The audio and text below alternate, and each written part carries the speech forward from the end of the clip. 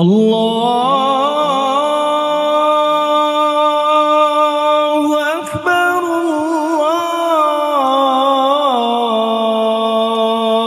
Allahu Akbar.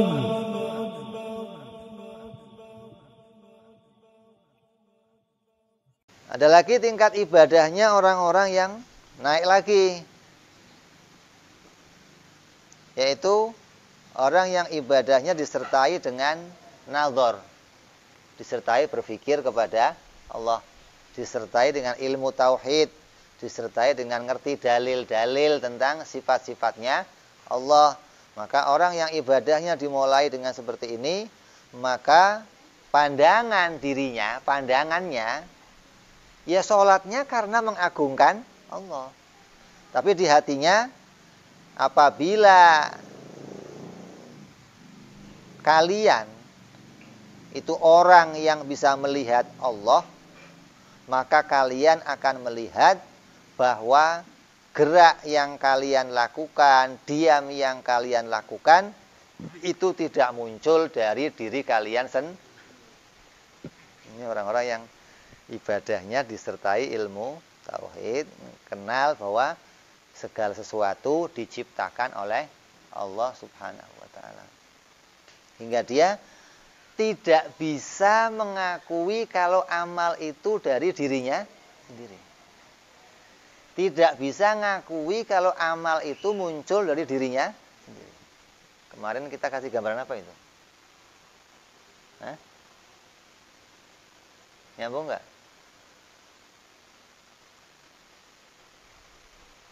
Pencipta harus satu. Pencipta harus satu. Nggak bisa ada pencipta dua. Pulpen satu, kalau dipakai nulis yang keluarnya tulisan satu. Kalau pulpen dua, bisa nggak pulpen dua ngeluarin tulisan satu? Hah? Bisa nggak?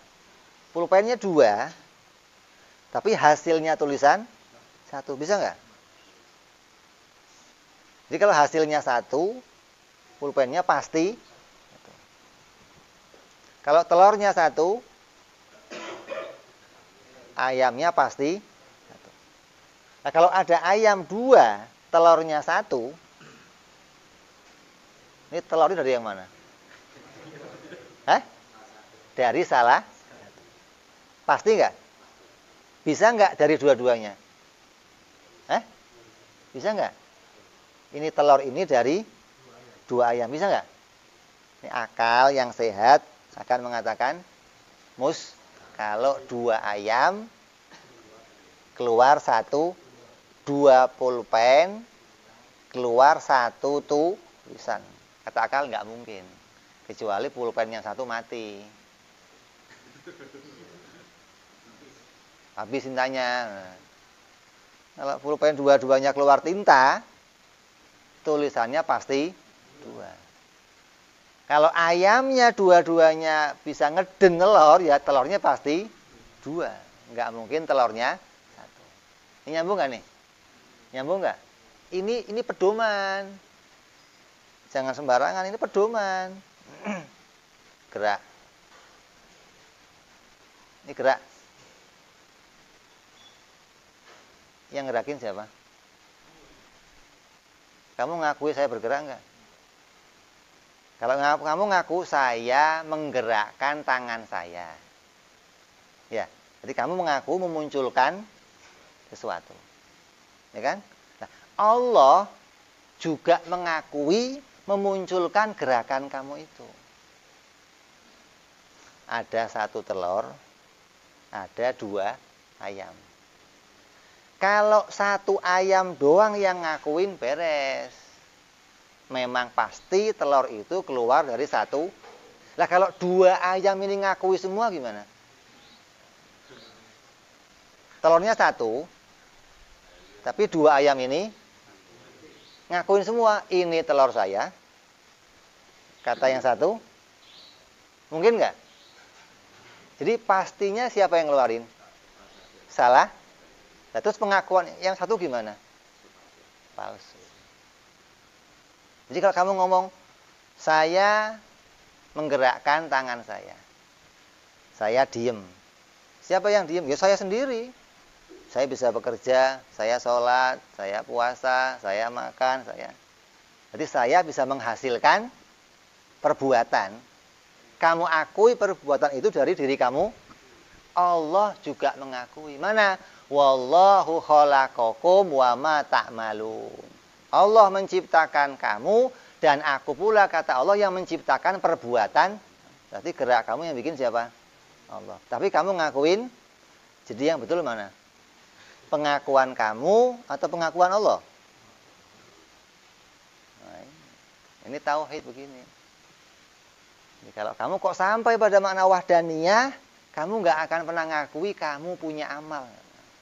Makanya ahli sunnah itu apa? Pedomannya apa ahli sunnah itu?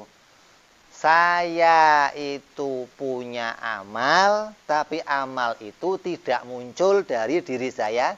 Itu ahli sunnah begitu. Ini pedoman ini. Kalau selain ahli sunnah bagaimana? Saya punya amal, dan amal itu saya yang memunculkan. Dengan kekuatan yang dititipkan oleh Allah. Itu selain ahli sunnah. Ahli sunnah nggak mau begitu. Karena ahli sunnah melihat fi'il perbuatan harus satu. Tidak bisa pencipta itu dua, nggak bisa. Allah menciptakan, saya juga menciptakan, nggak bisa.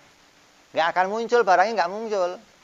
Kalau barang itu muncul, pasti penciptanya satu. Nah kalau Allahnya nggak ngakuin, mending kamu bisa ngakuin. Ini sholat saya, ini gerak. Nah Allahnya ngakuin lah gimana? Lillahi ma fis samawati wa ma, milik Allah semua yang di langit. Kalau kamu, ini motor milik saya. Ini Allah juga ngakuin milik saya. Terus ini milik siapa? Milik kamu, milik Allah. Kamu ngakuin ini istri saya. Allah juga ngakuin semua yang di bumi milik. Jadi milik siapa itu aslinya? Nah ini hakikat begini. Jadi orang yang ngaji tauhid akan sampai pada makna hakikat. Artinya bahwa ini aslinya semuanya milik Allah. Ini aslinya yang menggerakkan semuanya Allah. Matahari yang gede yang gerakin siapa? Gede mana sama kepala kamu? Gede mana? Nah, kepala kamu yang gerakin siapa? Oh, kau gerak sendiri, Bib. Oh, gerak sendiri. Gedek. Saya gerak sendiri, Bib. Oh, lah kalau matahari? Oh, Allah yang gerakin. Mana bisa? Yang gede aja Allah yang gerakin, apalagi yang... Lah kamu buat mikir yang normal gitu loh pikirannya. Kok ada yang gede Allah yang gerakin, yang kecil gerak? Sih bagaimana sih? Jadi pengakuan kamu itu kalah atau nggak bisa kamu munculkan karena ada pengakuan Allah. Nah sekarang kalau mau dibuktikan, ayam putih sama ayam hitam ngakuin telur satu. Kata ayam hitam ini telur saya. Kata ayam putih ini telur saya. Jadi gimana? Buktiin, suruh telur lagi coba. Saya tungguin ngedennya coba. Saya mau lihat keluarnya dari yang. Contoh, ada orang bisa kencing. Oh, saya kencing. Coba kencing lagi. Oh, nggak bisa. Loh, katanya bisa kencing. Ada orang bisa kentut. Coba kentut lagi. Ya, nggak bisa. Berarti bukan kamu yang ngeluarin kentut tadi. Gitu loh. Dites. Ini ada 2 ayam.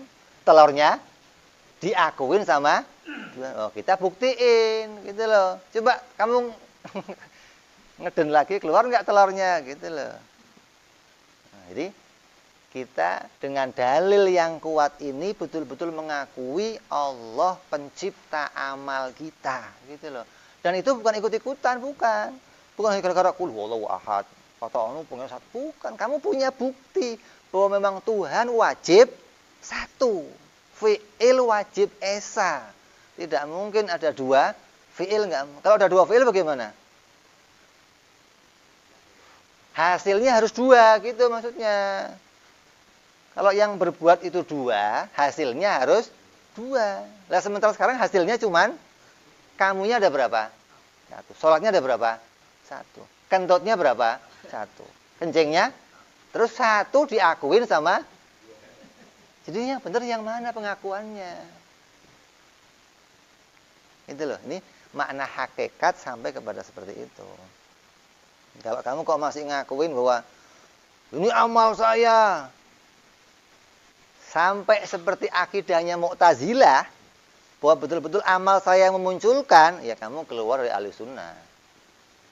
Tapi kalau kita hanya ngomong, saya sholat, saya puasa, ini anak saya, ini istri saya, tapi di hati kamu tahu, ini diciptakan oleh Allah. Ini diberi oleh Allah. Ini didatangkan oleh Allah. Namanya kamu pegang makna hakikat. Nah, adapun yang keluar makna sare. Nah, kalau kamu nggak ngomong ini istri saya, berat. Nanti ada orang ngaku, ini istri siapa? Nggak tahu saya. Kok nggak tahu? Istri siapa terus? Hah? Oh, bisa raib. Nah, ini motor siapa? Nggak tahu. Oh, ya, makasih ya begitu. Bawa doang apa nggak repot ente. Jadi kamu ngaku ini punya saya, tapi punya sayanya dengan sare. Nanti kepunyaan itu sesuatu yang Allah datangkan dengan cara yang halal, cara yang baik, cara yang ini. Jadi kalau kita kok ngaku punya amal, maka amal itu kita hanya melihat makna sare. Kamu udah sholat? Udah. Pertanyakan, kamu sudah sholat? Sudah. Tapi di hatinya sudah disolatkan. Bukan saya sudah bisa sholat. Saya sudah bikin sholat. Enggak bisa. Akalnya enggak terima gitu loh. Kalau ngomong begitu tuh akalnya enggak mau. Kecuali yang masih menganggap amal itu muncul dari dirinya sendiri. Ya kamu pasti akan ngakuin. Saya udah sholat. Apalagi kenceng. Ya Allah terima sholatku ya Allah. Apalagi ya. Menganggap muncul dari dirinya sendiri. Oh ini sudah jauh dari makna tauhid, jauh gitu loh. Jadi orang yang sampai pada mendasari dirinya dengan akidah yang benar, maka dia akan berjalan ke arah itu. Jadi Assalamualaikum warahmatullahi wabarakatuh. Bismillah, alhamdulillah, wassalatu wassalamu ala rasulillah. Menambahkan keterangan tentang tausiah atau penjelasan tentang hikam yang barusan dibahas, bahwa banyak di luaran sana orang menganggap bahwa Ahlus Sunnah itu separuh Jabariyah.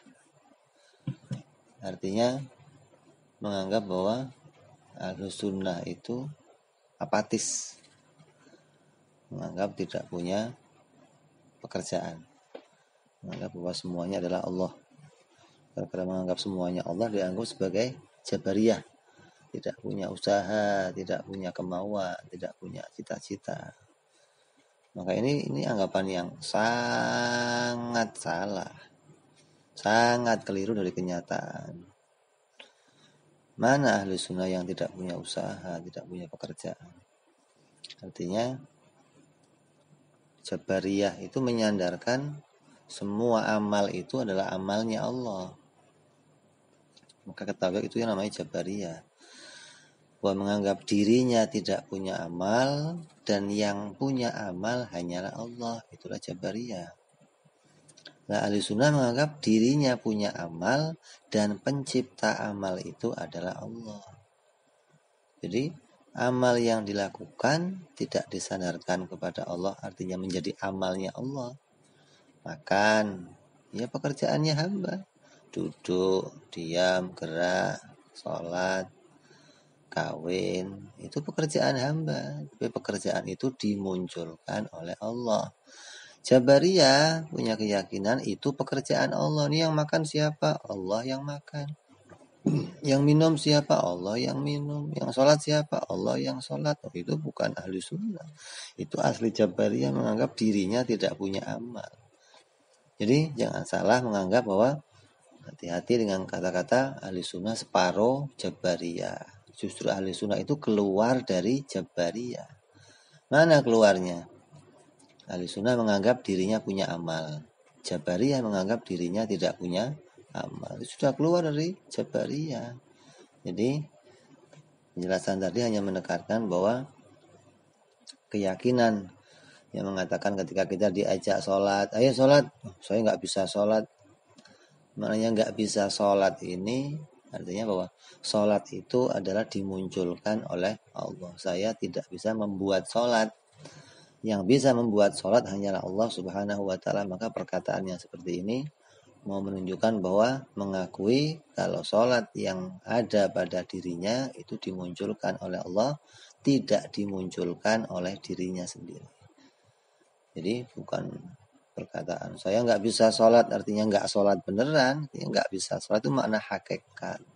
Itu makna hakikat yang dimunculkan. Maka sebenarnya orang-orang yang paham seperti itu tidak boleh memunculkan makna hakikat ke dalam zahir, nanti akan menjadikan kebingungan orang-orang awam. Ketika diajak, ayo sholat, tapi hatinya mengatakan saya nggak bisa sholat saya ini diciptakan oleh Allah Subhanahu wa ta'ala. Itu ahli sunnah.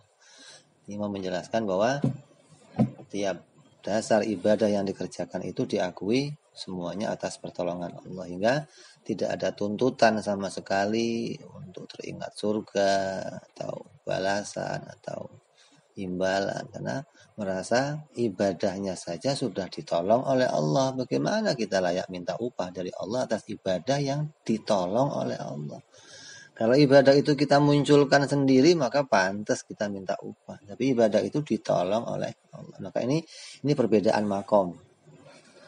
Orang yang bisa melihat keadaan seperti ini maka barulah dia tidak akan bisa meminta upah dari Allah. Maka ini nggak bisa dipaksakan. Harus hatinya betul-betul bisa memandang kalau perbuatan harus esa dan itu datangnya dari Allah Subhanahu wa ta'ala. Jadi ini mau menjelaskan tentang hal ini. Maka mudah-mudahan penjelasan yang sedikit ini bisa menambahkan kepahaman. Jangan sampai menganggap ahlu sunnah itu adalah Jabariyah. Justru kita keluar dari Jabariyah dan keluar dari Qadariyah yang menganggap amal itu dari dirinya sendiri dan dimunculkan oleh dirinya sendiri. Semoga bermanfaat. Wabillahi taufik. Assalamualaikum warahmatullahi wabarakatuh.